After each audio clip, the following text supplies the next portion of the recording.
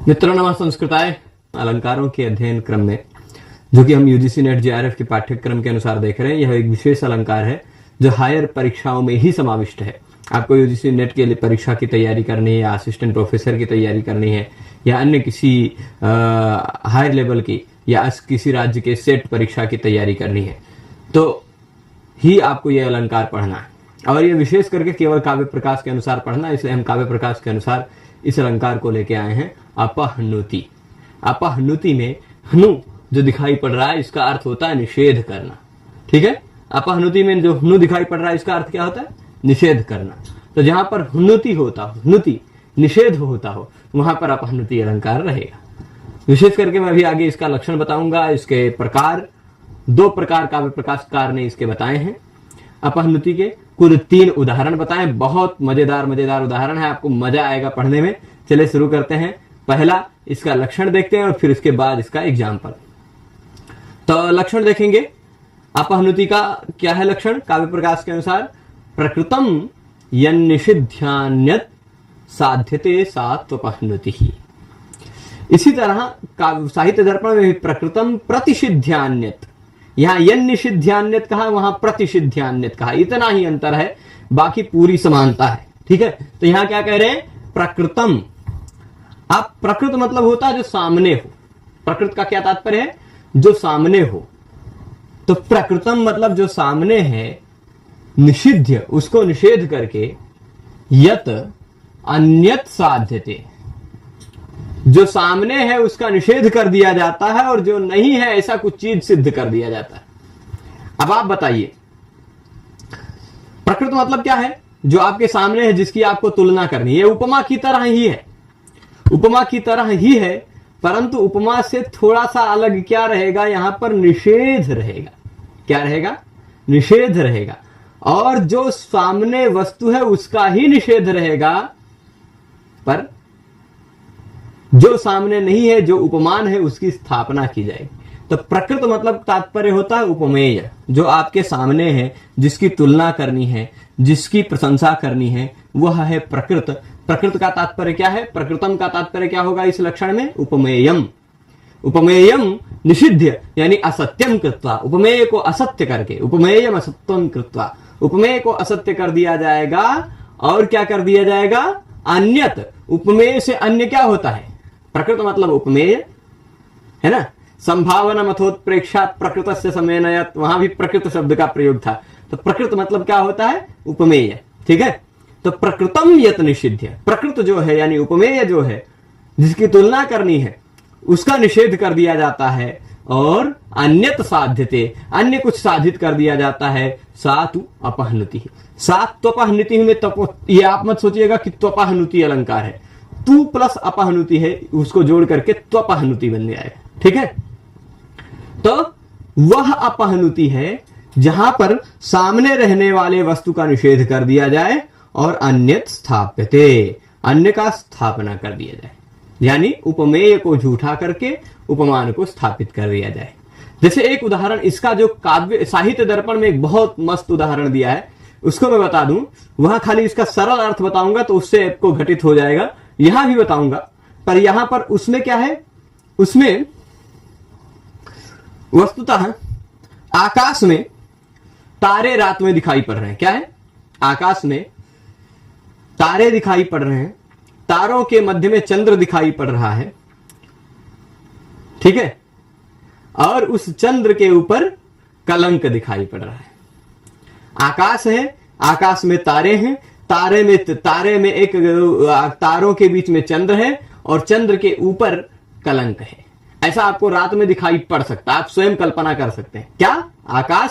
आकाश में नभमंडल में तारे, तारों के अंदर, तारों के मध्य चंद्र और चंद्र के मध्य कलंक। पर कोई कवि को सूझी क्या? उन्होंने कहा नेदम नभो मंडलम अंबुराशि। ये नभो मंडल नहीं है, ये आकाश मंडल नहीं है, वस्तुतः आकाश है। वास्तविकता क्या है? आकाश है। पर वो क्या कहेंगे? नहीं, ये आकाश नहीं है, ये तो समुद्र है। ठीक, मतलब ऐसा कहना चाहिए, ये तो आकाश समुद्र की तरह विशाल है, ऐसा कहना चाहिए था। पर वो ऐसा नहीं कह रहे, मुख चांद की तरह है, ऐसा नहीं कह रहे हैं। यह मुख नहीं है, ये चांद है, ऐसा कह रहे हैं। मतलब निषेध कर दिया जाए, सामने जो है उसका निषेध करके जो उपमान है उसकी साधना कर दी जाए, वहां पर अपहृति। ये मुख नहीं है, चांद है। ये नभोमंडल नहीं है, ये समुद्र है। अच्छा, तो जो तारे दिखाई पड़ रहे हैं वो क्या है? तो कहेंगे नैताश्च तारा, ये तारे नहीं है, समुद्र में थोड़ा थोड़ा हिलता रहता तो नए नए फेन की भंगिमाएं हैं, नव फेन भंगा। अच्छा, तो चांद वो जो दिखाई पड़ रहा है वो क्या है? तो कहेंगे नायम शशि, ये शशि नहीं है, तो क्या है? कुंडलितो फणींद्र, वो घुड़मा हुआ शेषनाग है। ठीक है, वो शशि नहीं है, चंद्र नहीं है, वो शेषनाग है। और नासौ कलंक, वो उस चांद के ऊपर जो दिखाई पड़ रहा है वो कलंक नहीं है, वो शैतो मुरारी, उस शेषनाग के ऊपर सोए हुए भगवान विष्णु है, काले वर्ण के, है ना। तो अब देखिए क्या कह रहे हैं। इस श्लोक का तात्पर्य यह है कि आकाश समुद्र जैसा है, आकाश की तुलना समुद्र से कर रहे हैं। उस समुद्र में जो तारे हैं वो तारे नहीं है, फेनों की तरह हैं। और उन तारों के मध्य में जो चंद्र है वो चंद्र नहीं, शेषनाग की भांति है। और वो चंद्र पर जो कलंक है वह कलंक नहीं, वस्तुतः उससे हुए मुरारी है। यह कहने का तात्पर्य है। यानी पर वस्तुतः जो वास्तविक तत्व है, जो उपमेय है, उसको असत्य कर दिया गया। ये नभोमंडल नहीं है, ये तारे नहीं है, ये चंद्र नहीं है, ये कलंक नहीं है, ऐसा कह दिया गया। यह मुख नहीं है। ठीक है, तो ऐसा जहां पर निषेध करके, एक का निषेध करके दूसरे की स्थापना की जाए। प्रकृतम यत निषिध्य, प्रकृतम मतलब उपमेयम निषिध्य, किसका निषेध होगा? एक का मतलब उपमान का निषेध नहीं कर सकते कि भाई ये चांद नहीं ये मुख है, तब तो कहां अलंकार कहां रह जाएगा। मुख, ये चांद नहीं ये मुख है ऐसा कहेंगे तो अलंकार नहीं रह जाएगा, है ना। तो ये मुख नहीं ये चांद है ऐसा कहेंगे तो मजा आएगा, नायिका को भी मजा आएगा, नालायिका को भी मजा आएगा। चलेगा, ठीक है। अब ये प्रकृतम यत निषिध्यान्यत साध्यते सात्वपहनुति, आशा करता हूं कि इसका अलंकार का तात्पर्य समझ में आ गया होगा। पर निषेध कभी कभी शब्दशः हो जाता है।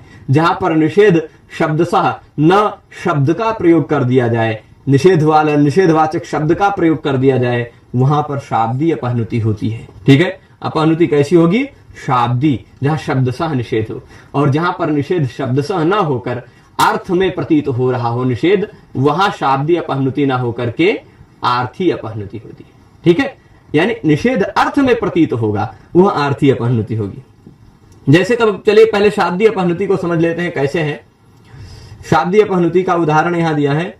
अवाप्तः प्रागल्भ्यं परिणत रुचः शैलतनये कलंको नैवायं विलसति शशांकस्य वपुषि अमुष्येयं मन्ये विगलदमृतस्यन्द शिशिरे रतिश्रांता शेते रजनी रमणी गाढ़ मुरसी। यहां क्या कह रहे हैं? अवाप्त प्रागल्भ्यम, प्रागल्भ्यम अवाप्तः। यह समझ लीजिए शिव जी और पार्वती जी की बात हो रही है। ठीक है, शिव जी की और पार्वती जी की बात हो रही है। शिव जी क्या कह रहे हैं? हे शैलतनये, हे पर्वत पुत्री।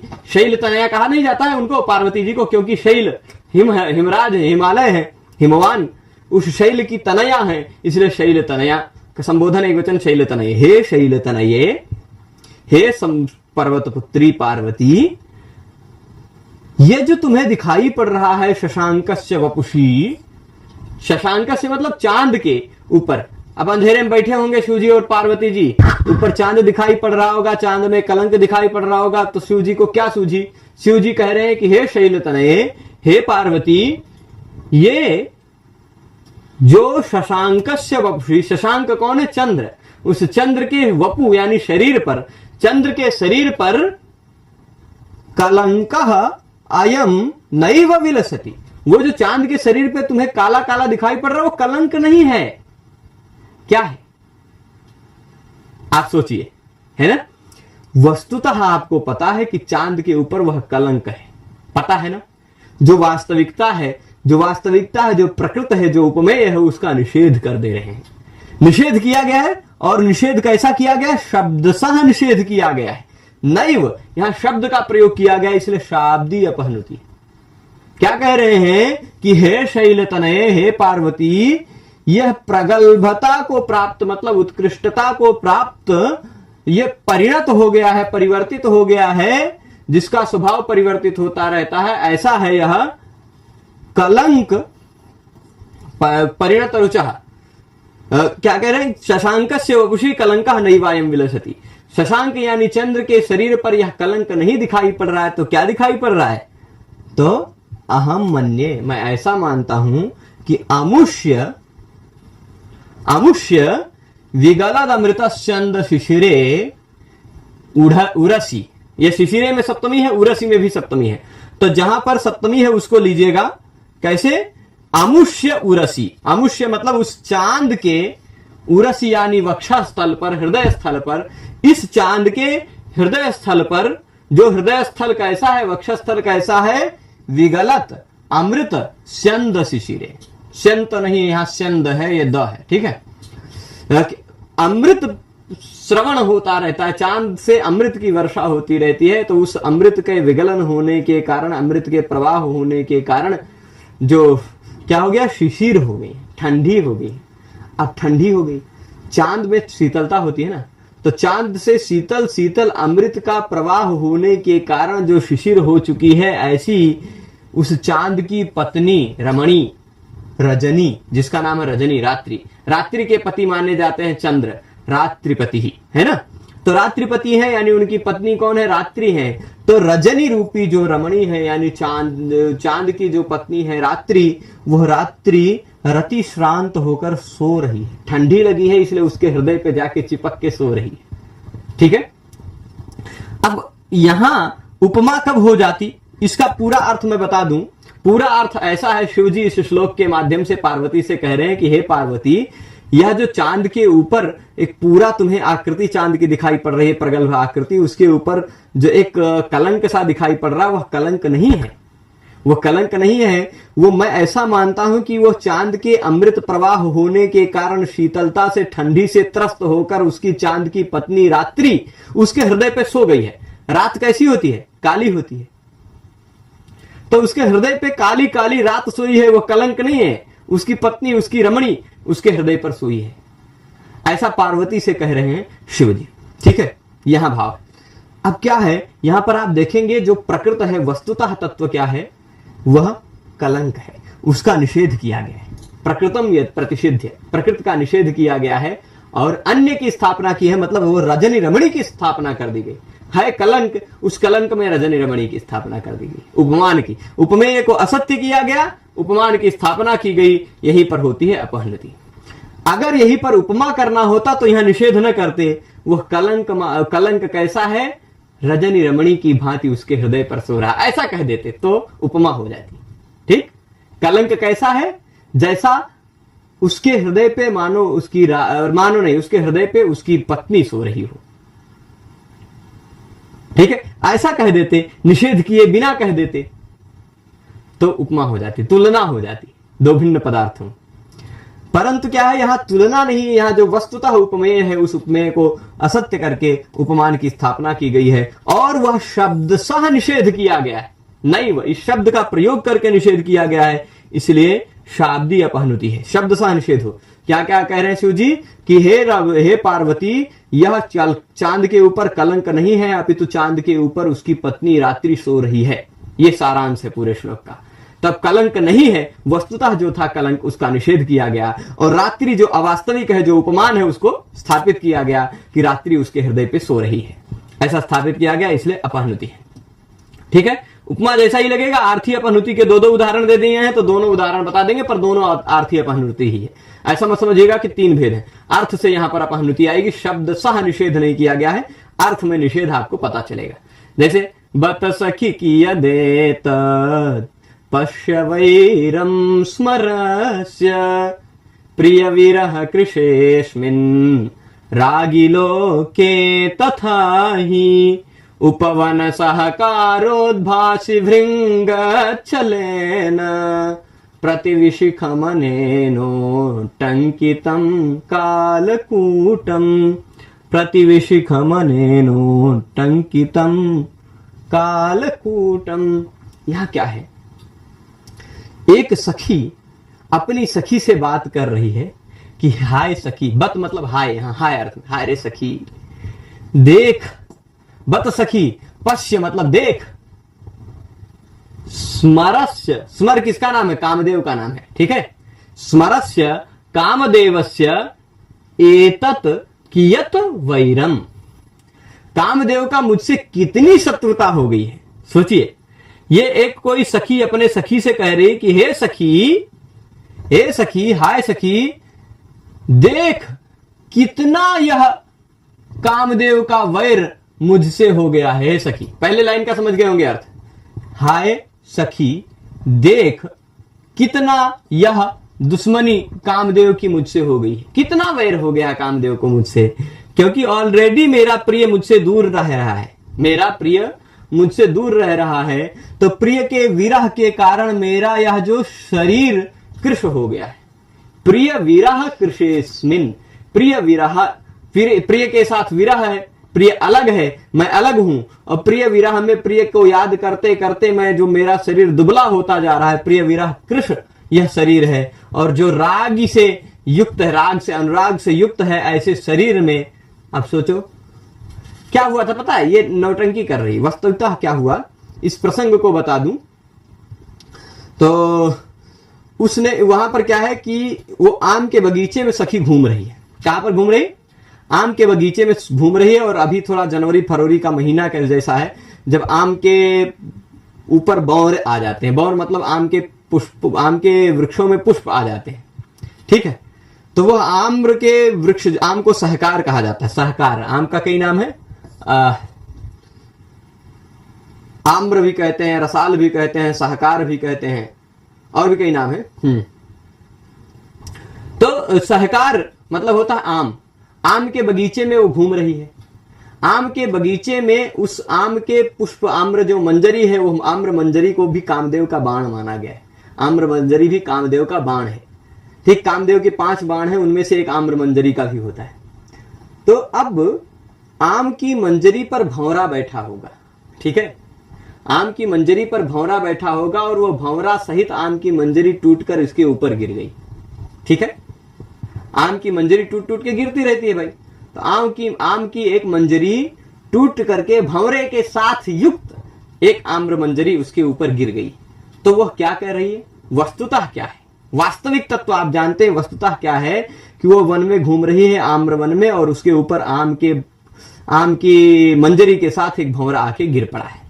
पर वह क्या कह रही? अरे देख सखी, कितना यह कामदेव की दुश्मनी हो गई है मुझसे, कि एक तो मेरे प्रिय के साथ मेरा वियोग करवा दिया, प्रिय विरह किश हो गया है, मेरा शरीर प्रिय के वियोग में दुबला हो गया है, और राग से युक्त है यह मेरा शरीर, और उसमें भी इसकी इतनी दुश्मनी है कि प्रिय से वियुक्त करा दिया, उसके बावजूद अभी भी उसको शांति नहीं मिल रही। उपवन में मैं घूमने किसी तरह आई प्रिय के याद में, तो उपवन में जो सहकार है, सहकार मतलब आम के ऊपर, आम की मंजरी के ऊपर जो उद्भासित हो रहा है, दिखाई पड़ रहा है भंवरा, आम की मंजरी पर दिखाई पड़ने वाले भंवरे के छल से, भंवरे के छल से मतलब भंवरे के छल का तात्पर्य क्या होता है कि ये भंवरा नहीं है, ऐसा छल शब्द में निषेध प्रतीत होगा आपको।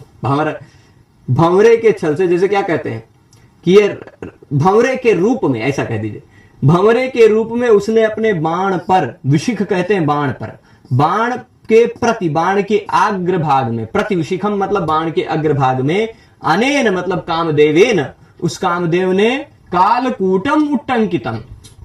सोचो इस कामदेव का, धूर्त कामदेव का, कामदेव की कितनी दुश्मनी मुझसे हो गई है कि ये तो एक प्रिय का वियोग करवा दिया, और प्रिय के वियोग से जो कृश हो रहा था मेरा शरीर, उस कृश शरीर में उपवन के सहकार के ऊपर बैठे हुए भंवरे के छल से भंवरा बैठा हुआ है। अब हो सकता है भंवरा गिरा है कि नहीं गिरा यह नहीं पता है, हो सकता है कि पेड़वे में वो आम के ऊपर भंवरा, आम के मंजरी पर बैठा हुआ भंवरे को देख लिया होगा, हो सकता है वो गिर के लगा हो या न लगा हो, ये भी बात नहीं है, पर उसी के ऊपर ही भंवरे को देख लिया होगा। तो वो कह रही कि देख सखी कितना दुश्मनी है कामदेव की। एक तो प्रिय के विरह में मेरा शरीर दुबला पतला हो गया, लेकिन ये देखो आम के वृक्ष पर जो मंजरी है, उस पर जो भंवरा बैठा, उस भंवरा नहीं है, भंवरे के रूप में उसने अपने बाण पर कालकूट लगा के मारा है, मुझे कालकूट लगा लिया है। कालकूट मतलब जहर, भंवरा भी काला होता है, कालकूट जहर भी काला होता है, तो उसने, कामदेव ने अपने बाणों पर कालकूट लगा दिया है और मुझे मारना चाह रहा है कालकूट से। कितनी दुश्मनी है। अब आप वास्तविक तत्व जानते हैं, जो वास्तविक है, उपमेय है, उस उपमेय को असत्य किया गया है, प्रकृति का निषेध किया गया है। वस्तुतः वहां भंवरा है, आम के वृक्ष पर भंवरा है, पर उसका निषेध करके उद्भासी भृंग छलेन उस भंवरे के रूप में इसने अपने बाणों पर कालकूट उट्टंकन कर लिया, कालकूट चिपका लिया है बाणों पर। तो अब देखिए यहां पर प्रकृति यानी जो भंवरा है, उपवन सहकार पर उद्भासित होने वाला भंवरा है, यह प्रकृति है, यह उपमेय है, इसको असत्य कर दिया। उसके रूप में क्या टंकित किया? कालकूट। वो तो भंवरा नहीं है, वो तो कालकूट है, ऐसा अर्थ निकल के आ रहा है ना। पर निषेध यहां शब्दशः नहीं कहा गया है। जैसे इससे पहले वाले श्लोक में आप देखिए, नैवायम कलंको नैवायम, यहां नैव शब्द का शब्दशः प्रयोग था, है ना। परंतु यहां इससे बाद वाले श्लोक में आप देख रहे हैं कि कामदेव का वैर तो देखो, यह भंवरे के रूप में उसने कालकूट चिपका दिया। तो भंवरे के रूप में मतलब यहां अर्थ से ऐसा निकल कर आएगा, अर्थ में ऐसा निकल के आएगा कि यह भंवरा नहीं, ये तो कालकूटे है ना। तो ये कालकूट चिपका दिया। तो यहां एक क्या है कि जहां पर अर्थ से निषेध होकर आ रहा है, इसलिए आर्थी अपहनित है। निषेध शब्दशः नैव, न या इत्यादि कोई शब्द का प्रयोग नहीं है, शब्द में नहीं है, पर अर्थ समझने में ऐसा पता चलता है आपको कि ये भये सखी, ये तो भंवरा नहीं, ये तो कालकूट है, ऐसा अर्थ में आ रहा है। ठीक है। अब चलिए अगला उदाहरण, सबसे मजेदार उदाहरण है, ये भी देख लीजिए क्या है, कामदेव वाली ही बात है, कामदेव वाली ही बात है इसमें भी। अमुष्मिन् लावण्यामृत सरसि नूनं मृगदृशः स्मरः सर्वप्लुष्टः पृथुझगन भागे निपतितः यदंगांगाराणां प्रसमपिशुनानाधिकुहरे शिखाधूम्रस्येयं परिणमति रोमावलिवपुः। यहां क्या कह रहे हैं कि मृगदृशः निश्चित ही, नूनम मतलब निश्चित ही, मृग नयनी के। अच्छा आप बताइए, कोई संभावना कर रहा है यहां, कभी संभावना कर रहा है, गजब संभावना कर रहा है। आप सोचेंगे ना तो ये कवि कितना सोच लेते हैं कवि लोग हमारे, ये आप हंसते हंसते पागल हो जाएंगे। यहां पर ये कोई कवि कह रहा है कि जब शंकर भगवान ने कामदेव को जलाया होगा, तब जलते समय कामदेव हुआ, अगर आपके शरीर में आग लग जाए, आपके शरीर में आग लग जाए, आप जल रहे हैं, तो आप बचने के लिए कहीं ना कहीं तो भागेंगे, कहीं ना कहीं तो भागेंगे, कहीं ना कहीं तो कूदेंगे। तो मुझे ऐसा, कवि को ऐसा लग रहा है यहां पर कि निश्चित ही जब शिवजी कामदेव को जला रहे होंगे तो कामदेव सर्वप्लुष्टः स्मरः, सर्वप्लुष्टा मतलब सर्व कहते हैं शिवजी को, शिवजी के द्वारा प्लुष्ट यानी जलाया जा रहा, स्मरः, स्मर मतलब कामदेव, शिवजी के द्वारा जलाया जा रहा है कामदेव, वो कामदेव अपनी आग बुझाने के लिए निश्चित ही इस युवती की जंघा में आके डूब गया होगा। आप सोचिए, पृथु जघन भागे निपतिता, कूदने जैसे कोई आपके शरीर में आग लग जाएगी तो आप कूद जाएंगे नदी में, है ना। किसी के भी शरीर में आग लगे तो वह अपने शरीर की आग को बुझाने के लिए कहीं ना कहीं कूदता होगा। तो अब कवि क्या संभावना कर रहा है, कवि क्या सोच रहा है कि शिव जी के द्वारा जलाया जा रहा स्मरः यानी कामदेव, कामदेव को क्या हुआ जो शिव जी के द्वारा जलाया जा रहा था, वह निश्चित ही इस मृग नयनी के विशाल जंघाओं में आकर गिर गया होगा। ठीक, क्यों? अपने शरीर में जल रही आग को बुझाने के लिए। यानी अब सोचो, कामदेव को उस पूरे संसार में कुछ मिला ही नहीं, समुद्र वमुद्र नदी वदी कुछ नहीं मिली, आके उस युवती सुंदरी इस मृगनयनी की जंघाओं में, जघन भाग में ही निपट गए, मतलब पड़ गए, गिर गए अपनी आग बुझाने के लिए। अच्छा आप और एक चीज बताइए, अच्छा आप कुछ जलती हुई चीज समुद्र में फेंकें जिसमें आग, या जलती हुई चीज कोई नदी में या पानी में फेंकें, जब डूबेगी तो तुरंत एक साथ नहीं बुझ जाती है ना।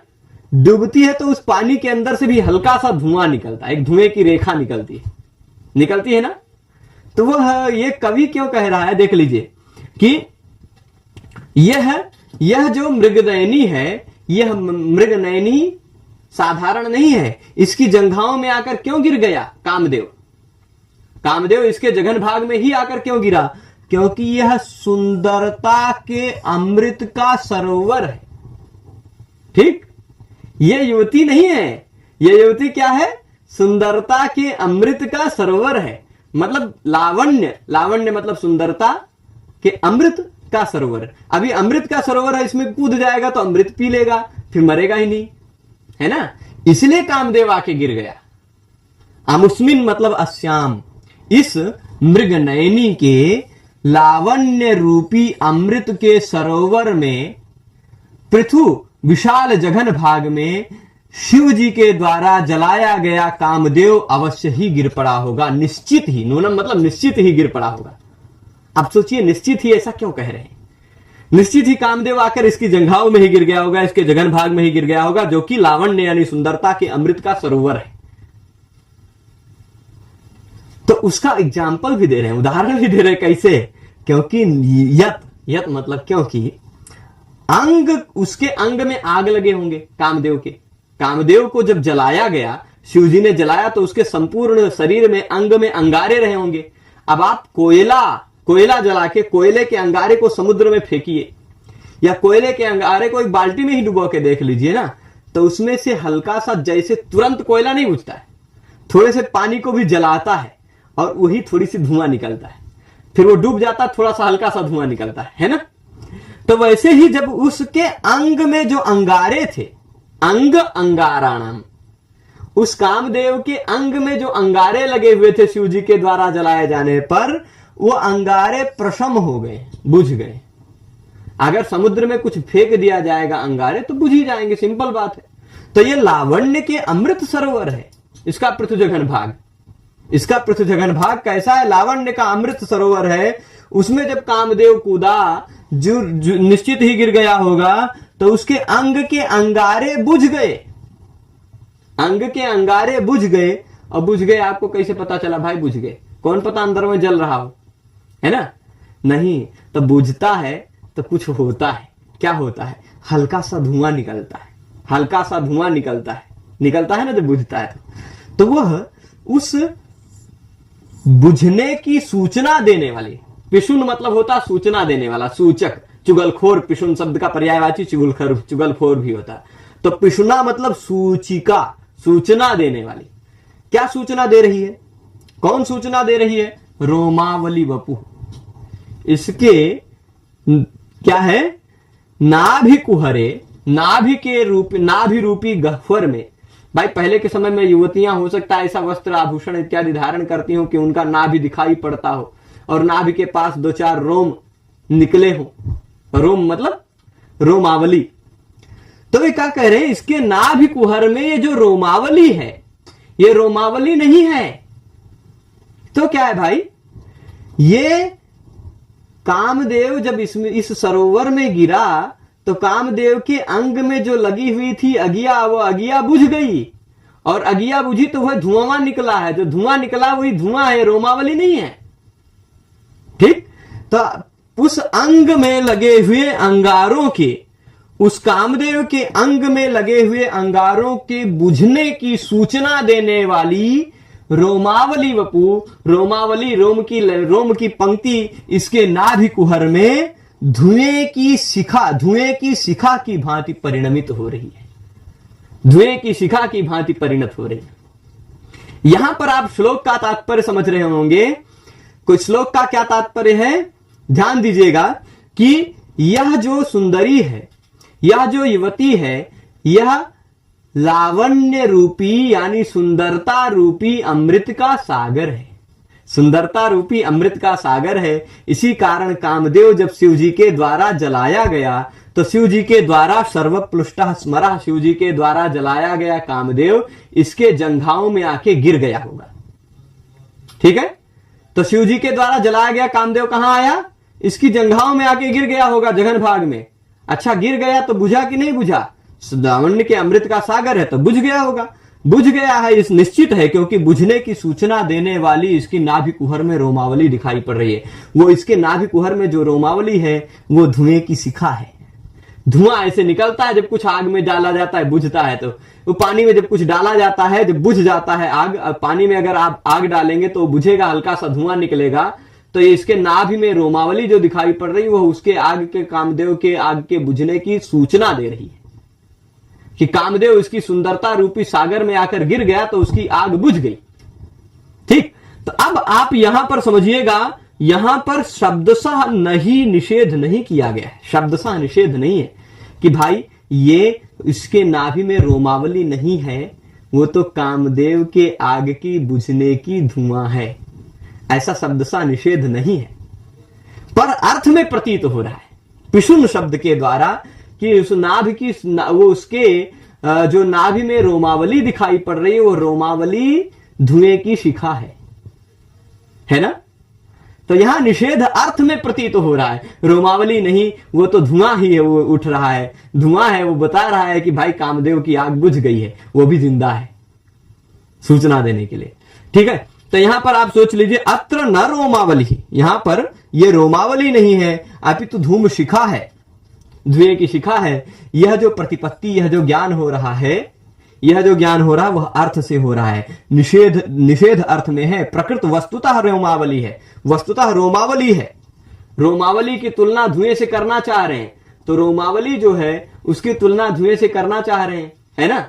पर रोमावली नहीं है, ये धुआं है, ऐसा निषेध करने के बाद स्थापना कर रहे हैं, यह होती है अपहनुति। पर निषेध शब्दशः नहीं है, अर्थ से है, इसलिए है ये आर्थी अपहनुति।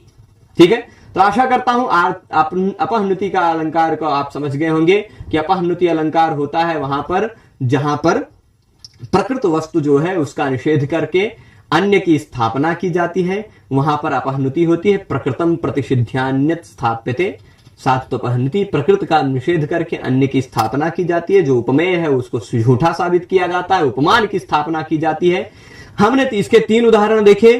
पहले उदाहरण में बताया था कि ये जो क्या कहते हैं चांद के ऊपर है वह कलंक नहीं है, हे पार्वती ये चांद के ऊपर कलंक नहीं है, ये तो उसकी चांद की पत्नी रात्रि उसके हृदय पर सो रही है।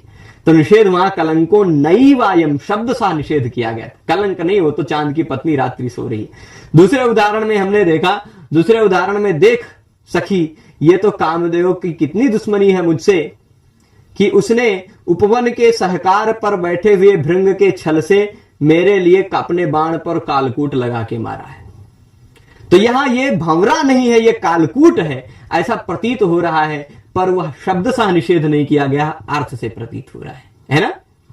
तो अब इसके बाद तीसरे उदाहरण में भी यह रोमावली नहीं अपितु यह धुएं की शिखा है, ऐसा उपमेय में को झूठा करके उपमान को स्थापित किया गया है। यानी यहां पर भी अपहनुति है, पर वह अर्थ से आई है। तो शाब्दीय अपहनुति और आर्थी अपहनुति 2 प्रकार की अपहनुति होती है। इसके 3 उदाहरण यहां दिए हैं। एक उदाहरण मैंने और भी आपको स्मरण कराया, नेदम नभो मंडलमंबुराशि नैताश्च तारा नवफेन भंगा नायम शशि कुंडलिनो फणीन्द्रो, कुंडलितो फणीन्द्रो भी है, नायम शशि कुंडलितो फणीन्द्रो, कुंडलित फणीन्द्रो होना चाहिए, हाँ। नैशः कलंकः शयितो मुरारिः, हमने सुन के याद रखा है, या पढ़ा नहीं है साहित्य दर्पण को, फिर भी याद है। तो वो कलंक नहीं, ये क्या कहते हैं, यह मुख नहीं चांद है, ऐसा कह दिया जाए। ये कलंक नहीं, ये तो चांद की पत्नी रात्रि उसके ऊपर सो रही है, ये कलंक नहीं चांद पर, वो तो लगता है कि उस शेषनाग पर विष्णु भगवान सो रहे हैं, ऐसा लगे। यह सब जो है कुछ होता है वहां पर होती है अपहनुति। ठीक है, तो आशा करता हूं अपहनुति अलंकार का यह पाठ आप सबको अच्छा लगा होगा। आप सभी लोग इस पूरे पाठ में जुड़े रहे, पूरे पाठ को शुरू से आद्योपांत देखा, उसके लिए आप सभी को बहुत बहुत धन्यवाद। हम आप सबसे फिर किसी एक नए अलंकार के साथ अग्रिम पाठ में मिलेंगे, तब तक के लिए धन्यवाद। नमस्कार। नमः संस्कृताय।